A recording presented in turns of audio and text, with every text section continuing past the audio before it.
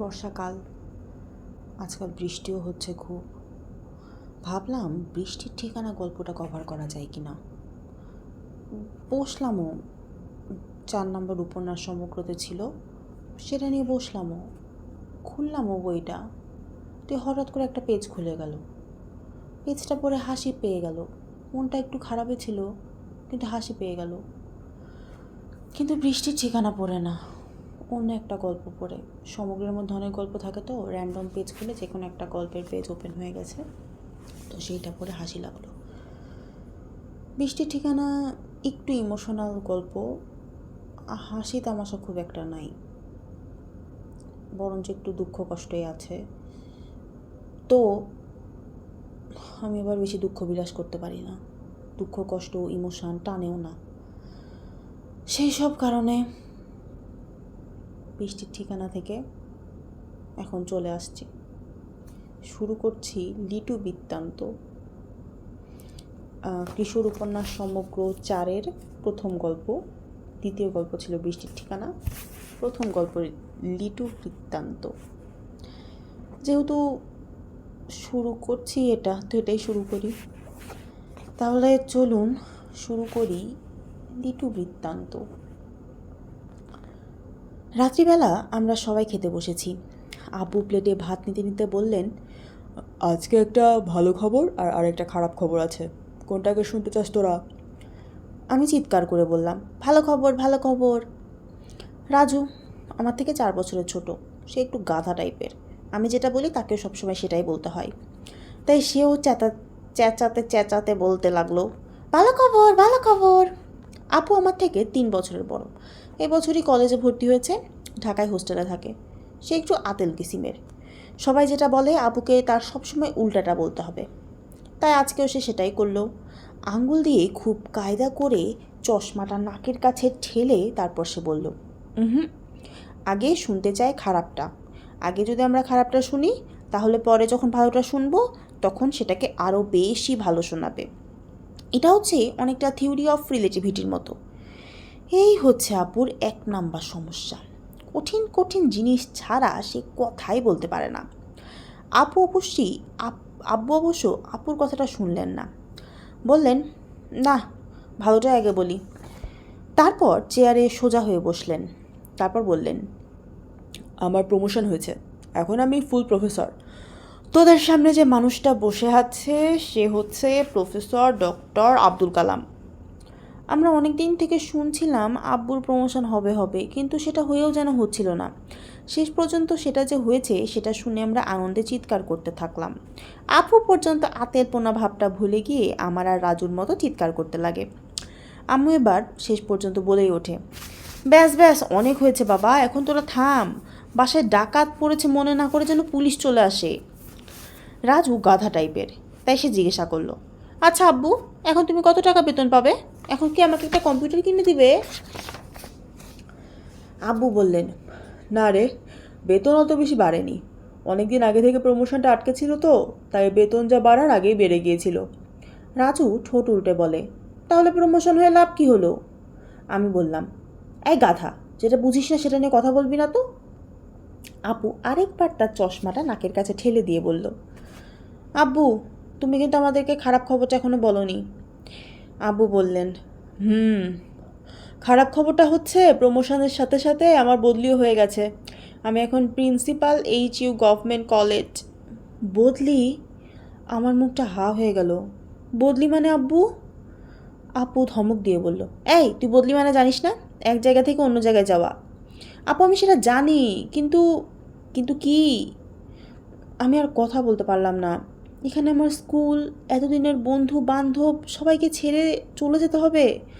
নতুন একটা জায়গায় গিয়ে নতুন স্কুল, নতুন স্যার, নতুন ম্যাডাম, ছাত্রছাত্রী, নতুন বন্ধু বান্ধব, সব নতুন। কি সর্বনাশ! আবু বলল, আব্বু তুমি এটাকে খারাপ কথা কেন বলছো? আরে এটা তো আরও বেশি ভালো খবর, সবাই মিলে নতুন জায়গায় যাব, সেখানে নতুন পরিবেশ, নতুন বন্ধু, নতুন বান্ধব। আবু তার আতেল স্টাইলে বড় বড় কথা বলতে লাগলো। কি বলছে না বলছে আমি আর ভালো করে শুনতেও পেলাম না। আমার মাথা তখন চক্কর মারতে শুরু করেছে।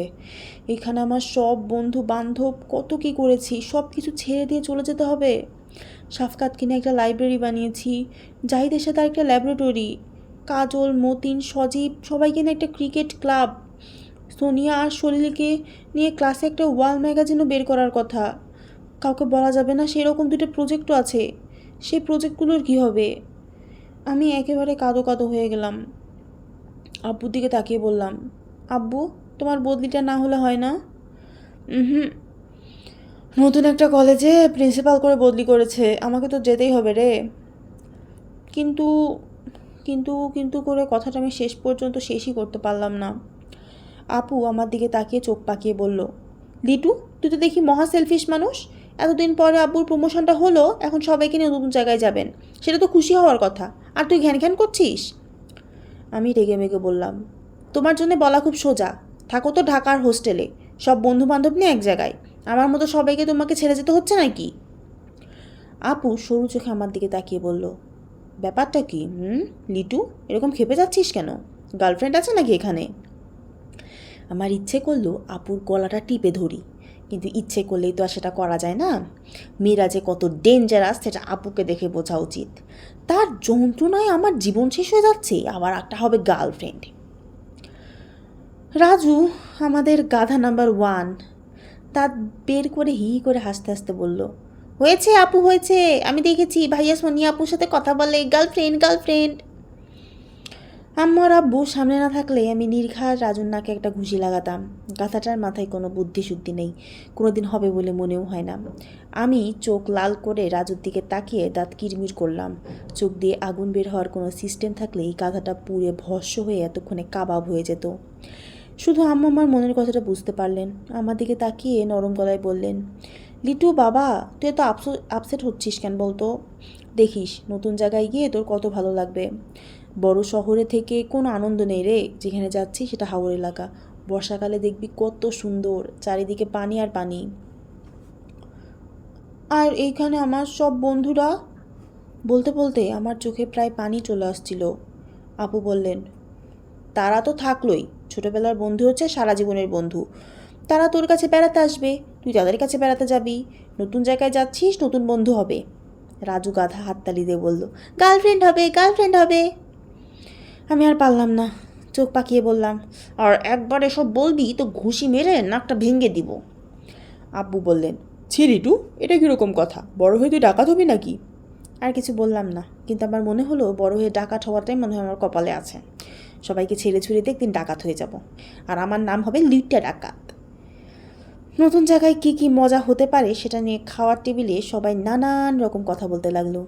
ঠিক কী কারণ জানি না, প্রতিটা কথাই আমার শরীরে গরম তেলের মতো ছিটে লাগতে লাগলো। কথাগুলো আমি না শুনে খাওয়ার চেষ্টা করতে লাগলাম। গলার মাঝে ঢেলার মতো কী যেন একটা আটকে গেল। যেটাই খেতে চাচ্ছি না কেন গলা দিয়ে যেন নামতেই চাচ্ছে না। আসলে আমার কপালটাই খারাপ। অন্য সবার কপালে যেরকম কিছু খারাপ, কিছু ভালো জিনিস থাকে, আমার বেলায় কোনো ভালো জিনিস নাই, সবই খারাপ। অন্যদের যদি চিকেন পক্স হয়, দেখা যায় চিকেন পক্স ভালো হওয়ার পর ট্যালেন্ট পেয়ে বৃদ্ধি পেয়ে যায়। রিক্সা থেকে পড়ে কবজি ভেঙে গেলে লটারিতে মোবাইল ফোন পেয়ে যায়। আমার যদি চিকেন পক্স হয়, সেটা ভালো হওয়ার সাথে সাথে রিক্সা থেকে পড়ে কবজি ভেঙে যাবে। সেই ভাঙা কবজি জোড়া লাগার সাথে সাথে প্রাণের বন্ধুর সাথে ঝগড়া হয়ে যাবে। সেই ঝগড়া মিটমাট হবে হবে করছে, সাথে সাথে রাক্ষসী একটা ম্যাডাম ক্লাস টিচার হয়ে যাবে। রাক্ষসী ম্যাডামকে ম্যানেজ করে বন্ধুদের সাথে নিয়ে একটা ফাটাফাটি প্ল্যান করা মাত্রই কোনো একটা গহীন জঙ্গলে আমার বাবার বদলি হয়ে যাবে। আমি একেবারে লিখে দিতে পারি, এই গহীন জঙ্গলে নিশ্চয়ই বাঘ থাকবে, নয়তো সিংহ থাকবে, আমাকে খেয়ে ফেলবে। বাঘ সিংহ যদি নাও খাই, আমি নির্ঘাত হাওরের পানিতে ডুবে মরব।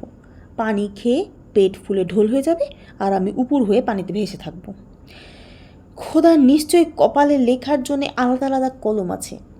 ভালো জিনিস লেখার জন্য একটা কলম, খারাপ জিনিসপাতি লেখার জন্যে আরেকটা কলম। আমার কপালে যখন খোদা ভালো মন্দ লিখতে শুরু করেছিলেন, নিশ্চয়ই ভালো জিনিস লেখার কলমের কালিটা শেষ হয়ে গিয়েছিল।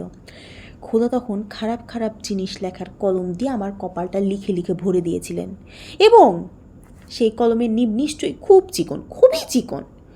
তা না হলে আমার এতটুকু একটা কপালে খোদা এত এত খারাপ জিনিস কিভাবে লিখলেন? নতুন জায়গায় যাওয়ার জন্য সব কিছু ঠিকঠাক করা হচ্ছিল। তবু আমি মনে মনে আশা করছিলাম হয়তো হয়তো একদম শেষ মুহূর্তে আব্বুর প্রমোশনটা বহাল থাকবে, কিন্তু বদলিটা ক্যান্সেল হয়ে যাবে, আমাদের হয়তো আর যেতে হবে না। কিন্তু সেটা হলো না। আমার অবশ্য আগেই আন্দাজ করা উচিত ছিল। আমি যেটা চাই সেটা কখনো হয় না, সবসময় হয় তার উল্টোটা। দেখতে দেখতে বদলির দিনটা এগিয়ে আসতে লাগলো। প্রথমে ফার্নিচারগুলো ট্রাকে করে পাঠানো হলো, তার সাথে কার্টুনে বোঝাই করা বই। আমাদের বাসায় যে এতগুলো বই ছিল আগে কখনো বুঝিনি। রান্নাঘরের হাঁড়ি পাতিল বাক্সে আর জামা কাপড় সুটকেসে বোঝাই করা শুরু হলো। পুরো বাসাটা উলটপালট হয়ে যাওয়ার কারণে অনেক হারিয়ে যাওয়া জিনিস আমরা খুঁজে পেলাম। শুধুমাত্র সোফার সিটের নিচ থেকেই 8 ডজন বল পয়েন্ট কলম আর বেশ কিছু খুচরা টাকা বের হয়ে এলো। আমার একটা হর্সশু ম্যাগনেট হারিয়ে গিয়েছিল শোয়ার ঘরে বিছানার নিচে, সেটাকেও পাওয়া গেল। আব্বু আবিষ্কার করলেন অনেক দরকারি কাগজপত্র ইঁদুরে কেটে কুটে কুটি কুটি করে ফেলেছে। সাফকাতের সাথে আমি যে লাইব্রেরিটা তৈরি করেছিলাম তার অর্ধেক বই সাফকাত আমাকে দিতে চাইছিল, আমি আর সেটা নিলাম না। জাহিদের সাথে যে ল্যাবরেটরি তৈরি করেছিলাম সেই জিনিসগুলো অবশ্যই আমরা ভাগাভাগি করে নিলাম। সেগুলো অনেক কষ্টে জোগাড় করতে হয়েছিল। কাজল মতিন সজীব অন্য সবাই মিলে আমাকে একটা ক্রিকেট ব্যাট কিনে দিল। সলিল আর সোনিয়া আর ক্লাসের অন্যান্য মেয়েরা আমাকে অনেকগুলো গল্পের বই কিনে দিল। ঠিক যেদিন যাব তার আগের দিন সবার কাছ থেকে বিদায় নিলাম। মতিনের মনটা খুব নরম, তো সে বিদায় দিতে গিয়ে কেঁদেই ফেললো। অন্যদের চোখ ছলছল করছিল, কিন্তু তাও আমরা সবাই এমন ভাব করতে লাগলাম যেন চলে যাওয়াটা আসলে কোনো ব্যাপারই না। আমরা যেদিন রওনা দিব সেদিন সকালে উঠে বাসাটাকে দেখে এত মন খারাপ হয়ে গেল যে কি বলবো। পুরো বাসাটা খালি, জানলার পর্দা পর্যন্ত নেই। দেখে মনেই হয় না এই বাসাটাতে আমরা কত বছর একসাথে কাটিয়েছি। দুপুরবেলা আমরা ভাড়া করা মাইক্রোবাসে করে স্টেশনে এসেছি। ট্রেনে একটা ফার্স্ট ক্লাস কেবিন আমাদের জন্য রিজার্ভ করে রাখা ছিল।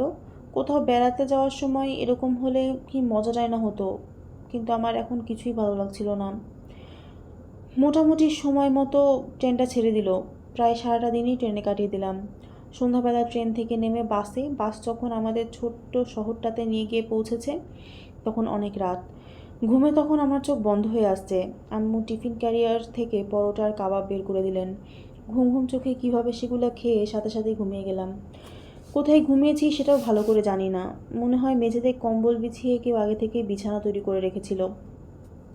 খুব ভোরবেলা বিচিত্র এক ধরনের শব্দে আমার ঘুম ভেঙে গেল। ঘুম থেকে উঠে অবশ্য বুঝতেই পারছিলাম না যে কোথায় আছি।